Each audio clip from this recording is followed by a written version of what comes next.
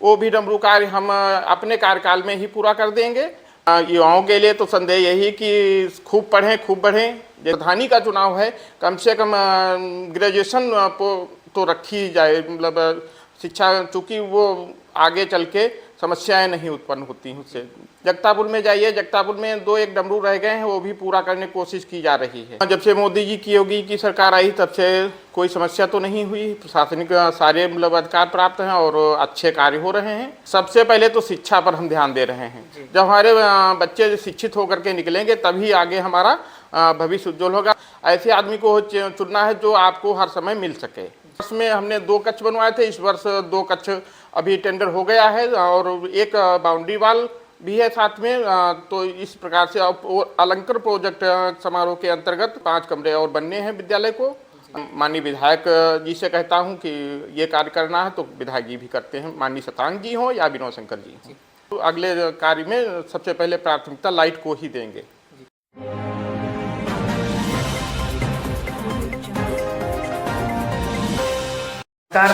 मैं हूं गौरव और आप देख रहे हैं निष्पक्ष धारा का सोशल प्लेटफॉर्म एनर्जी टाइम्स और लखीमपुर खीरी दस्तक। मैं इस वक्त विकासखंड रमिया बेहड़ के वार्ड नंबर 3 से मौजूदा जिला पंचायत सदस्य हैं वहाँ पे आए हुए हैं और इनसे विकास कार्य पे हम चर्चा करेंगे और जानेंगे कि इन्होंने बीते 4.5 या 5 सालों में क्या क्या करवाया है।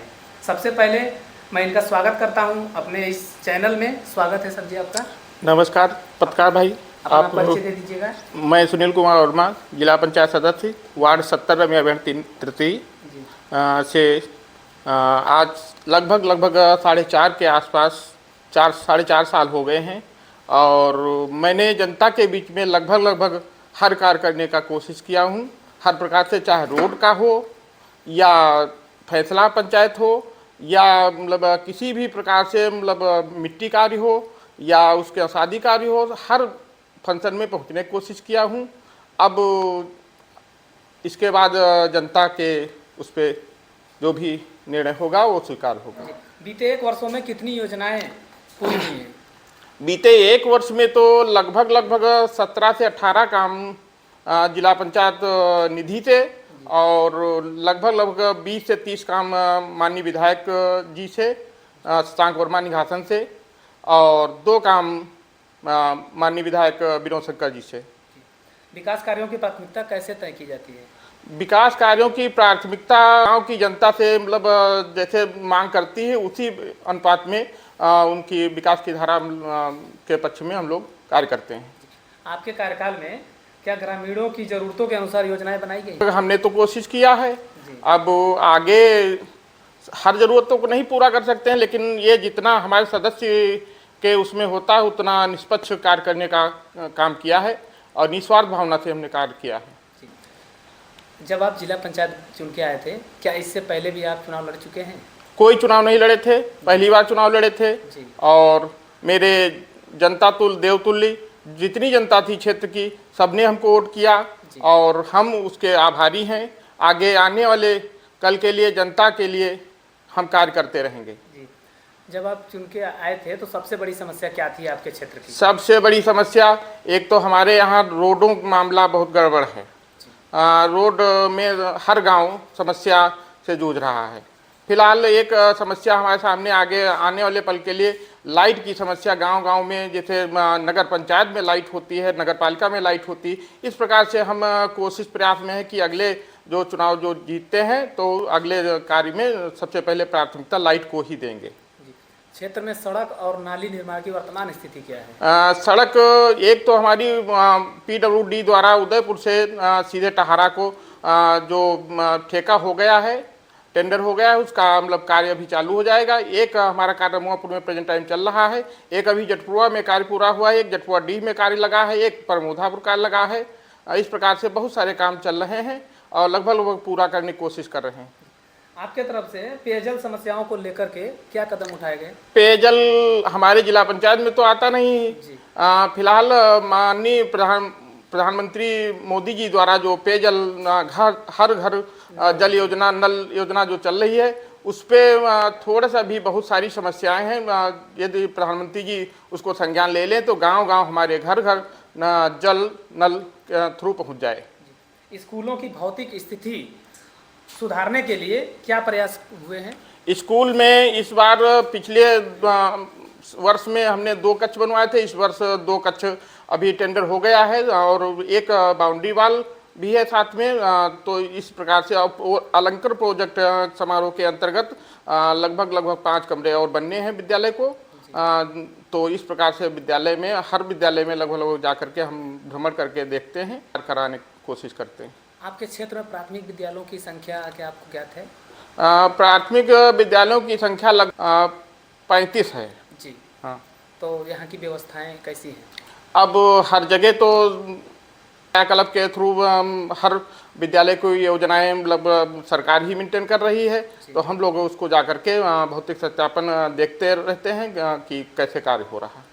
अधिकतर जगहों पे आंगनबाड़ी केंद्र जैसे नहीं है तो स्कूलों में ही बनवाया जा रहा है या तो उसी में चलाया जा रहा है, उसकी स्थिति कैसी है? आंगनबाड़ी केंद्र तो हर जगह बन रहे हैं और जो भी कार्य बाकी है वो भी किए जा रहे हैं। लगभग हर विद्यालय में भी आंगनबाड़ी केंद्र बना है और गांव में भी छोटे मजरों को, जैसे 1000 की आबादी पर आंगनबाड़ी केंद्र है, तो आंगनबाड़ी केंद्र हर जगह बन रहे हैं। महिलाओं और बुजुर्गों के लिए विशेष योजनाएं क्या चलाई जा रही हैं? महिलाओं के लिए सबसे पहले तो वृद्धा पेंशन है और उनके लिए मतलब बहुत सारी चीज़ें चलाई जा रही हैं। और वृद्धा पेंशन तो साथ में आप जान ही रहे हैं, हर तीसरे माह में 3000 रुपये किस्त आ जाती है, जो मेरे पिताजी के में भी आती है। ऐसा नहीं तो सरकार हर कार्य करने को पूरी कर रही है।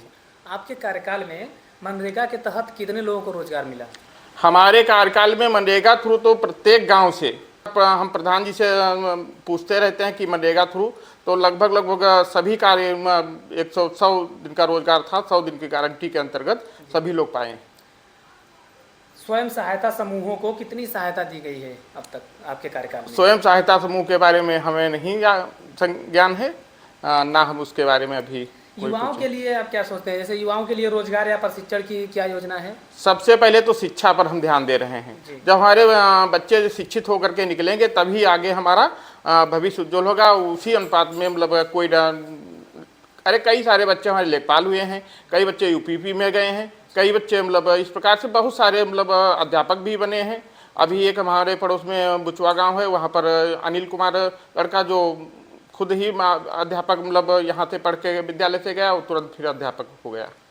जब आप चुन करके आए थे तो बेरोजगारी की जो समस्या थी उसको आप कहाँ तक दूर करने में सफल हुए? बेरोजगारी तो सरकार रोकेगी, हम लोग तो सदस्य हैं, कुछ क्या कर सकते हैं। युवाओं के लिए जैसे इस समय बहुत ज़्यादा परेशानी है जो बेरोजगार हैं, क्योंकि उनको बाहर जाके काम करना पड़ रहा है। कई जगहों पे ऐसा होता है कि वहाँ से भाषा की वजह से कभी टकराव होता है।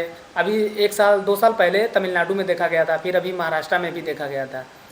अब तमिलनाडु और महाराष्ट्र में जैसे हमारे यहाँ बच्चे पढ़ के निकलते हैं, इंग्लिश भाषा सबसे ज़्यादा प्रचलन में है। तो इंग्लिश भाषा, हिंदी हर जगह नहीं है जी। हिंदी तो हमारे यहाँ यूपी भारत में पूरे यूपी है, मतलब हिंदी है, लेकिन कुछ क्षेत्र ऐसे हैं जहाँ पर हिंदी लोग नहीं जानते हैं। तो इंग्लिश भाषा का, अंग्रेजी भाषा का प्रयोग किया जा रहा है। उसी के तहत बच्चे लगभग हर जगह वो कर रहे हैं जी। अभी चुनाव आने वाला है तो क्या आप दोबारा चुनाव लड़ रहे हैं? हाँ, प्रयास में है। यदि अच्छा हुआ तो चुनाव लड़ेंगे। तो अभी के लिए आगे, जैसे आप आगे चुन के आ रहे हैं, तो उस समय आप सबसे बड़ी समस्या क्या देख रहे हैं और क्या आपकी योजना रहेगी? जो हमारी कार्य योजनाएं अधूरी रही उन्हीं को हम लगभग पूरा करने की कोशिश करेंगे। जो बहुत सारी अभी कुछ गांव हमारे ऐसे रह गए हैं, जैसे एक रामदीनपुरवा है, प्रतापी संकल्पा का मजरा, एक हमारा खुशीराम बीडीसी पुरवा है संकल्पा का मजरा, एक हमारा नई बस्ती भरतपुर भोड़ामुड़ी का मजरा है। इन 3 गांवों को अभी तो हम खड़ंजा लगा दे रहे हैं। उसके बाद सीसी कार्य करने का इनका कार्य करेंगे। उसके अलावा प्रमोदापुर में एक खड़ंजा जात मतलब वहाँ रास्ता नहीं, बिहारी पुरवा को रास्ता जाता है, तो उस पर खड़ंजा नहीं, उसको भी पूरा करने की कोशिश कर रहे हैं। एक हमारी समस्या सिमरापुरवा में है। सिमरापुरवा में एक पुलिया बननी है, वो भी पुलिया है, लगभग 50 लाख के ऊपर जाएगी। तो माननीय विधायक जी से कहे हैं, हो सकता कोशिश प्रयास में कार्य हो जाए। आपके क्षेत्र में ग्राम प्रधानों के साथ समन्वय बैठक कितनी बार होती है? समन्वय बैठक भाई साहब हमारी लगभग हर सप्ताह में हो जाती है, या कहीं मतलब 1 महीना बाद 2 महीने बाद समन्वय बैठक में हम लोग भाग ले लेते हैं आपस में। क्या पंचायतों को समय से तकनीकी और प्रशासनिक सहयोग मिल रहा है? जब से मोदी जी की योगी की सरकार आई तब से कोई समस्या तो नहीं हुई। प्रशासनिक सारे मतलब अधिकार प्राप्त हैं और अच्छे कार्य हो रहे हैं। गांव में जैसे बाहर के रास्ते हम मेंटेन कर देते हैं, डामर हो या सीसी रोड हो। फिर गांव के अंदर डमरू कार्य प्रधान मनरेगा थ्रू या अपने निधि के थ्रू, या उसके अलावा मैं माननीय विधायक जी से कहता हूं कि ये कार्य करना है तो विधायक जी भी करते हैं, माननीय शतांक जी हो या विनोद शंकर जी हो। आप अध्यापक हैं तो आप युवाओं के लिए उनके लिए आप क्या संदेश देना चाहेंगे? युवाओं के लिए तो संदेश यही कि खूब पढ़ें खूब बढ़ें, जैसे योजना चल रही है। तो आगे मतलब जा करके बीएड एमएड और मतलब इंजीनियरिंग और हाईटेक लेवल पर बच्चे जितना जाएंगे उतने विद्यालय का भी नाम होगा और शिक्षकों का भी नाम होगा। साथ में आपके पत्रकार मीडिया थ्रू जो भी चैनल पर जाएगा तो बच्चे आगे देख करके प्रोत्साहित होंगे। जी, अभी SIR प्रक्रिया चल रहा था और अभी चल ही रहा है फिलहाल। जी, तो इसमें कहाँ तक आपका जो क्षेत्र है यहाँ पे कितना सफल रहा? हमारे यहाँ SIR में सब पूरा सफल ही रहा है, कोई समस्या नहीं रही है। एक दो समस्याएं रही तो उनको हम लोग लगभग पूरा करवा रहे हैं। प्रधान लोग मिलके और क्षेत्र पंचायत और जिला पंचायत सभी लोग मिलके आपस में पूरा करवा रहे हैं। वे लोग का सहयोग दे रहे हैं। आपके क्षेत्र के लोग अपनी समस्याओं को लेकर के आपसे कैसे संपर्क करते हैं? दूरभाष थ्रू, फोन थ्रू अपना समस्या बताते हैं, हम तुरंत पहुंचते हैं। लगभग चाहे रात हो, चाहे 12 बजा हो, चाहे दिन का हो, चाहे मतलब जितना टाइम हो, हम तुरंत पहुंचते हैं। जी, यहीं पे अभी आप अध्यापक हैं, स्कूल देख रहे हैं, उसके बाद नहीं, अध्यापक तो नहीं है फिलहाल। यहाँ विद्यालय में मैं सहयोग कर रहा हूँ क्योंकि ये यहाँ के क्षेत्र के गरीब बच्चे हैं। गरीब बच्चों के हिसाब से मतलब हर आदमी नहीं मैनेज कर सकता। तो इस मैंने जैसे अभी छोड़ दिया था, बीच में 2 महीने नहीं आया तो बच्चे यहाँ से आधे ज़्यादा भागना शुरू कर दिए थे, इसलिए हमने रुक गए। निस्वार्थ भावना से यहाँ विद्यालय में सहयोग करता हूँ। जी, तो लोगों के साथ आप बैठक कर पाते हैं क्षेत्र में? बिल्कुल, बैठक एक गांव लगभग मेरा डेली ही हो जाता है। जी, और जनता से आपके क्षेत्र की जनता से आपकी क्या अपील या संदेश है? जनता से अपील है कि यदि सोच समझ करके और ऐसे आदमी को ही चुनना है, जो चाहे ग्राम पंचायत का हो या क्षेत्र पंचायत का हो या जिला पंचायत का, ऐसे आदमी को चुनना है जो आपको हर समय मिल सके और आपके कार्यों को पूरा कर सके, आपका मुद्दा उठा सके। आपकी बहुत सारी ज़रूरतें होती हैं जनता की, तो उनको पूरा कर सके। लगभग कोशिश प्रयास भी करे। पंचायत चुनाव में क्या पढ़े लिखे लोगों को आना चाहिए? बिल्कुल बिल्कुल, मैं तो कहता हूँ पंचायत चुनाव में जो प्रधानी का चुनाव है, कम से कम ग्रेजुएशन तो रखी जाए। मतलब शिक्षा, चूँकि वो आगे चल के समस्याएं नहीं उत्पन्न होती हैं उससे। ग्रेजुएशन होता है तो कोई समस्या नहीं होती है। कई जगह से सुनने को मिलता है कि ब्लॉक से जो है कि परसेंटेज मांगा जाता है काम करवाने के बदले। इस पर आप क्या कहना चाहेंगे? नहीं, तो खुद मलबेहड़ में छोटा भाई प्रधान है हमारा। छोटा भाई एक सुरेंद्र मोहन उर्फ कालू कहते थे, वो एक्सपायर हो गया अभी पिछली बार 21 जून को। मेरी 21 जून को कल 21 तारीख है, 1 वर्ष पूरा हो रहा है पुण्यतिथि का। तो कल हम लोग उसके बारे में वो भी करेंगे। लेकिन हम लोग आज तक पूरे गांव में 2 रास्ते मात्र बचे हैं, वो भी डमरू कार्य हम अपने कार्यकाल में ही पूरा कर देंगे। उसके बाद हमारे गांव में कोई काम ही नहीं रहेगा। अगला प्रधान जो चुना जाएगा वो ढूंढेगा काम कहाँ से है। हम लोग इतना कार्य करने की कोशिश किया करते हैं। जैसे हमारे कंचनपुर में जाइए, कोई भी कार्य बाकी नहीं रह गया है। जगतापुर में जाइए, जगतापुर में 2-1 डमरू रह गए हैं, वो भी पूरा करने की कोशिश की जा रही है। रमुआपुर में जाएंगे, एक बीच का रास्ता रह गया है, वो भी पूरा कर दिया जाएगा। इस प्रकार से हर गांव को जा करके ढूंढ करके काम किए जा रहे हैं। अब पूरा तो नहीं एक साथ में हो सकता, लेकिन इतना जरूर प्रयास किया जा सकता है। क्षेत्र में पंचायतों की संख्या कितनी है? हमारे क्षेत्र में 13 ग्राम पंचायत हैं। जी, तो आबादी कितनी होगी? आबादी हमारे पास 75,000 के आसपास है। जी, 42,000 वोटर है। तो आप जब जिला पंचायत चुने गए थे तो आपको कितने मत प्राप्त हुए थे? हमें 3700 मत प्राप्त हुआ था। जी, हमारे प्रतिद्वंदी को 137 वोट से हम जीते थे उससे।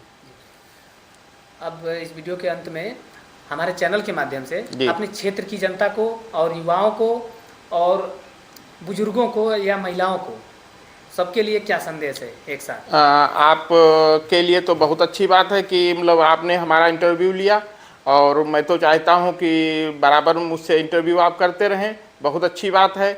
मैं क्षेत्र की जनता के लिए अपील करता हूं कि मतलब आपके माध्यम से अपील करता हूं कि अच्छे अच्छे लोगों को ही चुने, और ऐसे कोई व्यक्ति को ना चुने जो करप्ट हो या कहीं पर किसी प्रकार का उस पर आक्षेप हो, या मतलब जैसे अभी हमारे बीच में कई लोग आ रहे हैं। मैं अपने मुंह से तो नहीं कह रहा हूं, लेकिन जनता सोच समझ करके निर्णय ले, उसको ऐसे व्यक्ति को चुने जो अच्छा हो।